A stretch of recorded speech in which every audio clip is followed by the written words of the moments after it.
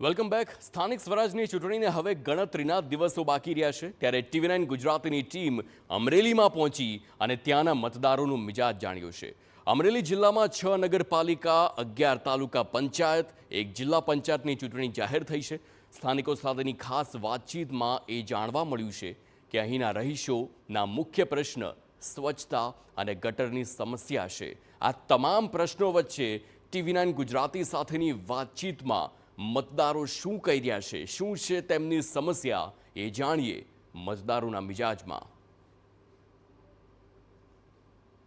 સમગ્ર રાજ્યમાં સ્થાનિક સ્વરાજની ચૂંટણીને લઈને અમરેલીમાં નગરપાલિકાની ચૂંટણી છે તે યોજાઈ રહી છે, ત્યારે TV9ની ટીમ અમરેલી શહેરમાં પહોંચી છે। આપણી સાથે કેટલાક સ્થાનિક લોકો છે જે તેમની પાસેથી જાણવાનો પ્રયત્ન કરીશું કે અમરેલી શહેરમાં કેવા પ્રકારની સમસ્યાઓ છે અને ખાસ કરી લોકો કેવા પ્રકારની સમસ્યાથી પીડાઈ રહ્યા છે, શું કહેશો?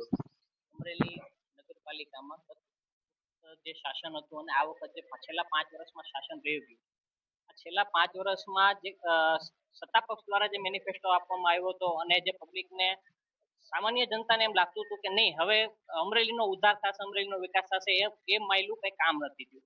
ઉલટાનો આવતા વેત જ પહેલી મિટિંગમાં જેને કરવેરામાં વધારો કર્યો, સ્થાનિક જે શિક્ષણની તકલીફ હતી એમાં ઉલટાનો વધારો કર્યો અને પ્રાઇવેટ શિક્ષણને કેમ વધુ આગળ વધારવામાં આવે એનું કાર્ય કર્યું। આરોગ્ય લેવલે પણ આ જ પરિસ્થિતિનો સામનો કરવો પડ્યો। અમરેલીના રાજકમલ ચોકના સેંકડો વેપારીઓ કે જ્યાં એક વોશરૂમની પણ સગવડતા નથી, આટલી બધી અગવડતા સાથેનું આ વાતાવરણ છે।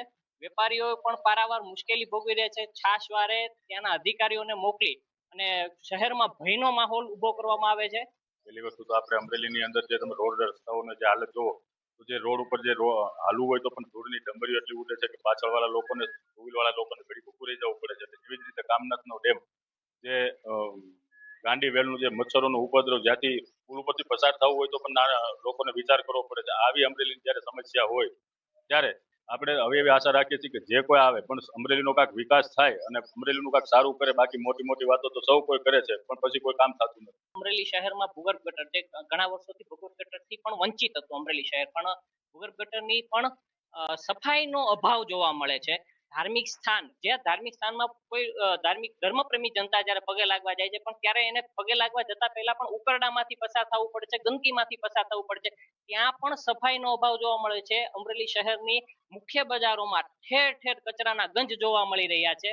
આવી પરિસ્થિતિ અમરેલીની છે। જે રીતે સફાઈનો પણ પ્રશ્ન ગંભીર છે, ગટરનો પણ પ્રશ્ન ગંભીર છે, જે રીતે ભૂગર્ભ ગટરની સમસ્યા છે, રોડ રસ્તાઓ છે તે ખોદી નાખવામાં આવે છે, આ પ્રકારની અનેક સમસ્યાથી લોકો પીડાઈ રહ્યા છે।